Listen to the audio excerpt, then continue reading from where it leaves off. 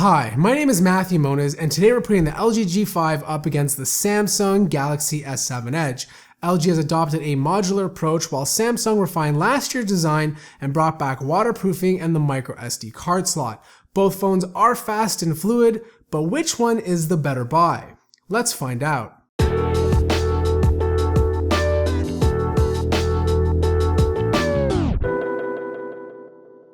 LG was one of the only companies last year to offer a flagship phone that was made out of plastic and leather, but this year they've decided to go all metal. It may not be as sleek and curvy as the Galaxy S7 Edge, but it still has its own unique character. I personally don't mind the way it looks, but I do mind the little imperfections. LG has introduced a modular approach that lets you slide out the bottom of the phone and replace it with other modules like a camera shutter or digital amplifier.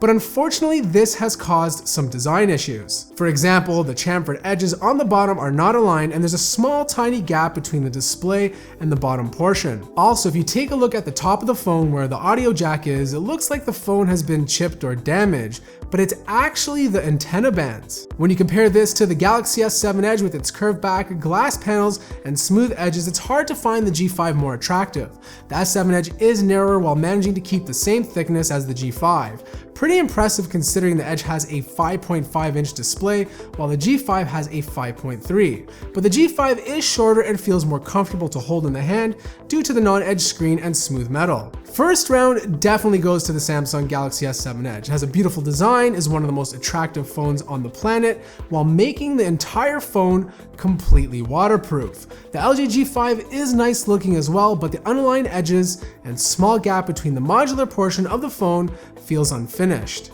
Like I mentioned before, the S7 Edge has a 5.5-inch display and the G5 has a slightly smaller one at 5.3. The phones are almost the same size, but the bigger display on the Edge offers more screen real estate. They both have QHD panels, but the Galaxy S7 uses Super AMOLED, while the G5 uses IPS. If you prefer vibrant colors and deep blacks, the S7 is the better option. The G5 has more of a cooler tone that's reminiscent of the display on the G4 or the Sony Xperia Z5. I have to admit though, the whites are much nicer. Samsung and LG have introduced an always-on display which keeps the time and date visible when the phone is locked. Because Samsung uses OLED, the pixels needed to show the date and time stay lit while the rest of the screen stays off. The G5, on the other hand, has to keep the entire screen on to show the time and date since it uses IPS. Some users don't like the glow it causes when they're sleeping.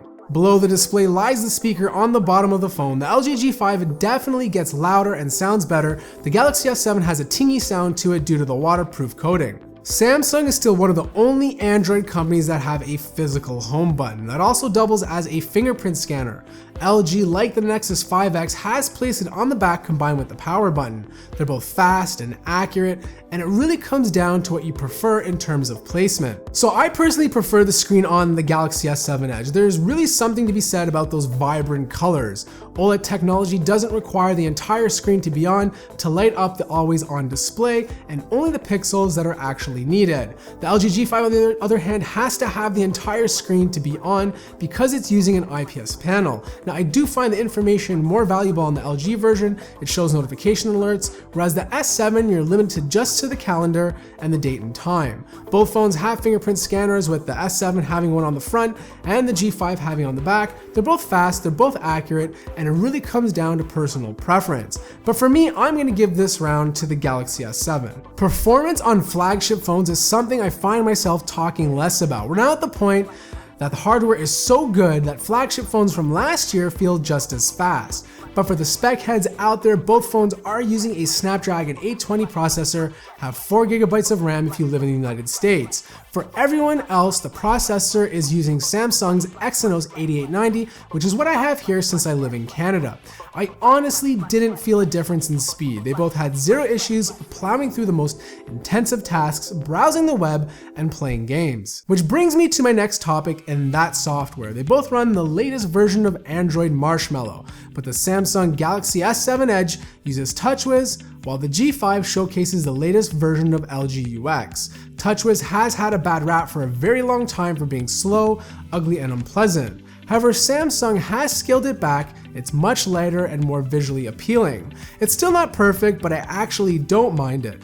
The LG UI, on the other hand, is still very cartoony, the settings menu feels disorganized, and LG has removed the app drawer. Now, I know they are bringing it back in the next update, and of course, you can always install a custom launcher. So for this round, I'm gonna give it a tie. Even if benchmarks show one processor being faster than the other, you're not gonna notice the difference. But I will give the software round to Samsung, which quite honestly, I thought I'd never hear myself say. Battery life is important. It's sometimes one of the reasons why you buy a bigger phone. The LG G5 has a 2800 mAh battery, and the Galaxy S7 Edge has a 3600 mAh one.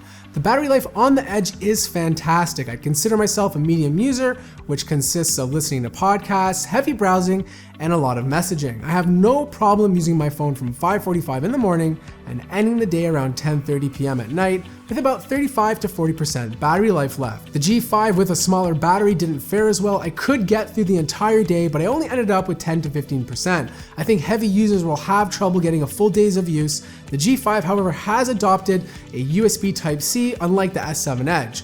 Both phones support fast charging, but the Samsung Galaxy S7 supports wireless and fast wireless charging. Even though the Samsung has the extra charging quirks, the battery inside the G5 is swappable, so you can always carry a spare on you. Now, they both come with 32GB of internal storage and support micro SD card expansion. This camera comparison was tough. Both of these phones do an exceptional job. The S7 has a 12 megapixel rear-facing camera with large pixels that provide some of the best photos under low light. But the LG G5 has two cameras, one 16 megapixel shooter that takes great photos, and a smaller 8 megapixel camera that offers a wide field of view. Now, when it comes to loading the camera, the Galaxy S7 loads faster by double tapping the home button. The G5 is fast too, but instead of the home button, you have to double tap the lower volume control. Autofocusing definitely goes to the S7. It's by far the fastest on a smartphone today. However, the G5 does a good job as well. Now, to be honest, I don't think you'll be disappointed by either one. I find the LG G5 to do a better job with exposure, but the S7 offer a little more contrast in its pictures. Now, if you take a lot of photos under low light, then go with the S7. But if you want to have a lot of fun with your camera, the second 8 megapixel shooter offers a great way to get more of the scene into your picture without using a separate camera or third-party lens. When it comes to shooting selfies, it will come down to personal preference. The 5 megapixel front-facing shooter on the Galaxy S7 takes wider shots but offers less detail, while the 8 megapixel on the LG G5 has more detail but a narrow view. I personally prefer the G5, but I can see most people liking the S7 better. Shooting video was pretty equal on both as well. They both have OIS that can be a little aggressive at times, but video looks clean and sharp. So for this round, I'm gonna give it to the G5. Even though the Galaxy S7 takes slightly better photos, the option to switch back and forth between two different cameras is not only a lot of fun, but provides you with different types of shots without using a separate lens or camera. Alright, so here's my conclusion. The Galaxy S7 won the majority of rounds. It had the better design, it's waterproof, has an amazing display, and supports wireless charging. The G5, on the other hand, has the options to use modules, swap out its battery for a new one, and in my opinion, a really cool camera experience. Now, at the end of the day, both phones are equally fast, and even though most people might prefer the Galaxy S7, the experience is not going to be significantly better. Flagship phones are just so good now that the reason to buy one phone over the other are really minor. So I want to know what you guys think of the Galaxy S7 and the LG G5 in the comments below. Let me know which phone you like better and why. I want to thank everyone out there for watching this video, and if you enjoyed it, feel free to hit that like button. If you're new to the channel, subscribe, and as always, I will see you in the next video.